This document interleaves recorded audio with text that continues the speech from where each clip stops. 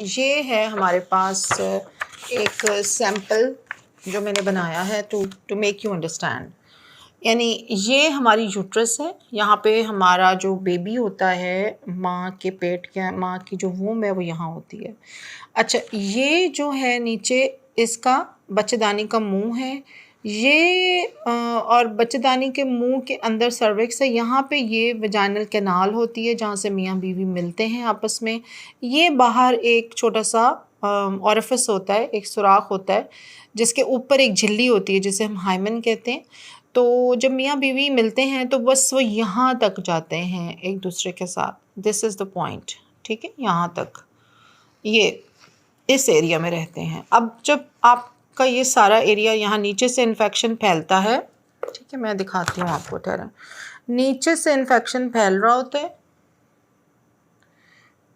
Infection यहाँ से जाता है यूँ, ठीक है, यहाँ की लाइनिंग को खाता है, यहाँ की लाइनिंग को खाता है, फिर ये चढ़ते चढ़ते ऊपर आपके वर्म मतलब इधर सर्विक्स तक पहुँच गया, उसके मुंह तक, फिर ऊपर चला गया, यहाँ से यूट्रस की लाइनिंग को इसने पकड़ लिया, ठीक है, यहाँ से फिर ऊपर चला गया, ट्यूब्स को पकड़ लिया। यानी जितना टाइम इन्फेक्शन आपके अंदर गंदा पानी, गंदे बैक्टीरिया, गंदे जर्म्स रहते हैं, तो ये सारा एरिया ऐसे ऐसे करके इसकी जो दीवारें हैं वो उनके अंदर गंद और बैक्टीरिया भरता चला जाता है, ये ख़राब होती जाती है। फिर ये इन्फेक्शन ट्यूब्स में पहुंच जाती है, ठीक है, ट्यूब्स में साल, 2 साल, 3 साल, उसके बाद यहाँ तक चली गई। यानी जितना टाइम गुजर रहा है आपकी ये इन्फेक्शन जो है वो असेंड करती है, यानी ऊपर को चढ़ती है। इसे कहते हैं असेंडिंग इन्फेक्शन, यानी ऊपर की तरफ जाना। और आहिस्ता आहिस्ता ये जो इन्फेक्शन होती है औरतों में, ये फिर इसे हम कहते हैं PID, यानी पेल्विक, मैं लिख लेती हूँ इसको, PID उल्टा आएगा इसके अंदर। PID means pelvic inflammatory disease.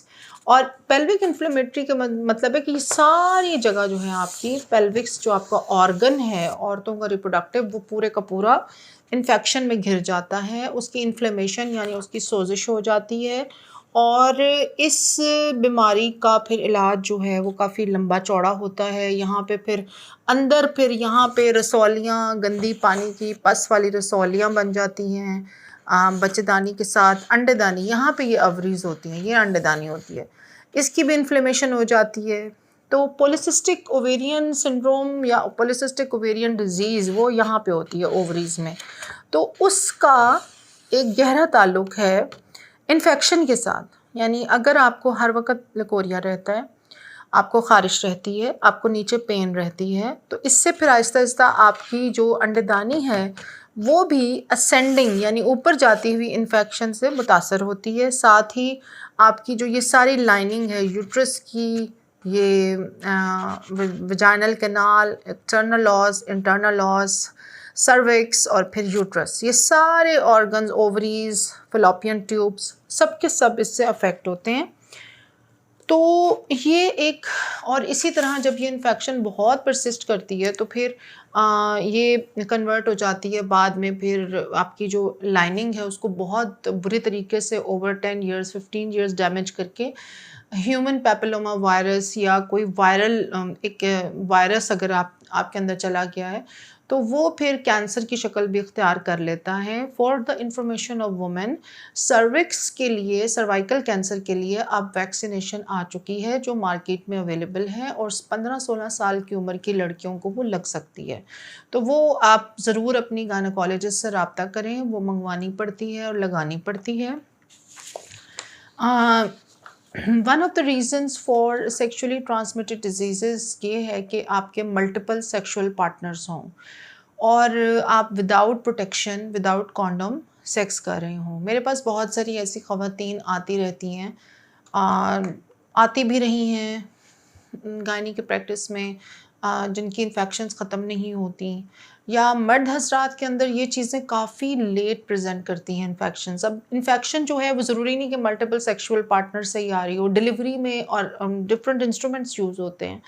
कई जगहों पे हमारे गवर्नमेंट हॉस्पिटल्स में या कई जगहों पे जो पेरिफेरीज में हॉस्पिटल्स हैं वहाँ पे अच्छा इक्विपमेंट मौजूद नहीं होता, स्टरलाइजेशन टेक्निक्स अच्छी नहीं है, सिजेरियन का सामान जो है वो बार बार दिन के 10 से 15 सिजेरियन एक क्लिनिक पे हो रहे हैं, तो हाउ द कोई स्टरलाइजेशन के लिए डॉक्टर कितना खुद अवेयर है या कितना खुद एफिशिएंट है, क्योंकि मैंने खुद रन किए हुए हैं सेटअप्स, तो आई नो कि कितनी ज़्यादा एफर्ट चाहिए होती है, कितना ज़्यादा हमें डॉक्टर का ऑन द टोज़ होना ज़रूरी है फॉर अ प्रॉपर स्टरलाइजेशन, क्योंकि जो स्टाफ है पाकिस्तान में अनफॉर्चुनेटली वो उतना ज़्यादा मैं समझती हूँ एम्पैथेटिक और कंपैशनेट या सेंसिटिव नहीं है कि अगर हमने प्रॉपर स्टरलाइजेशन नहीं की तो इससे किसी को क्या क्या नुकसानात हो सकते हैं, किसी की पूरी ज़िंदगी ख़राब हो सकती है बाद में। तो फिर बाद में जो है अगर आपके इंस्ट्रूमेंट साफ़ नहीं थे या वो जगह साफ़ नहीं थी या वहाँ पे मल्टीपल डिलीवरीज़ होती हैं या मल्टीपल ऑपरेशंस होते हैं, वहाँ पे सी सेक्शन हो रहा है, वहाँ पे ऑर्थो के भी ऑपरेशन हो रहे हैं, वहाँ पे डिफ़रेंट तरह की सर्जरीज़ हो रही हैं। मेरा खुद अपना ज़ाती एक ऐसा ऑपरेशन हुआ है जिसमें मैंने डॉक्टर साहब को बहुत रिक्वेस्ट की थी कि डॉक्टर साहब काइंडली इस थिएटर में मेरा ऑपरेशन ना करें। आई नो यहाँ पे ऑर्थो से लेके जनरल सर्जरी जो है या आपकी अपेंडिक्स और लिवर और सारे ऑपरेशंस होते हैं। आप मुझे अलग से किसी ऑपरेशन जो नीट, क्योंकि ये एक सेंसिटिव सर्जरी थी, मैं उसका भी डिटेल में ज़िक्र फिर दोबारा कभी करूँगी। And I got a very bad infection from that operation, जो मुझे ठीक करने में 6 से 7 महीने लग गए थे और तब तक मेरी बॉडी में से पस निकलती रही थी फ्रॉम दैट पर्टिकुलर ऑर्गन। तो यानी जो भी मेरा बाजू या बैक की सर्जरी हुई थी वहाँ से पस ड्रेन होती रही थी। तो डिलीवरी का सामान कैसा यूज़ हो रहा है, आपका मेंसेस के दौरान आपकी सफाई कितनी होती है, आप कितनी जल्दी पैड चेंज करती हैं। कई ख़वातीन 2-2 दिन में 2 पैड चेंज करती हैं, यानी हार्डली 12-18 घंटे के बाद पैड चेंज हो रहा होता है क्योंकि ब्लीडिंग नहीं हो रही। This is not right.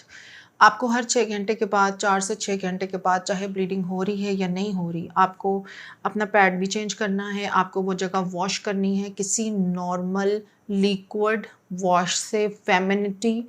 Feminine wash हो तो प्रेफरेबली बेहतर है, कोई aloe vera based non medicated wash हो तो बहुत बेहतर है, वरना डव या कोई भी माइल्ड लिक्विड हैंड वॉश से धोना है। सेफगार्ड, पायोडीन, डेटॉल से नीट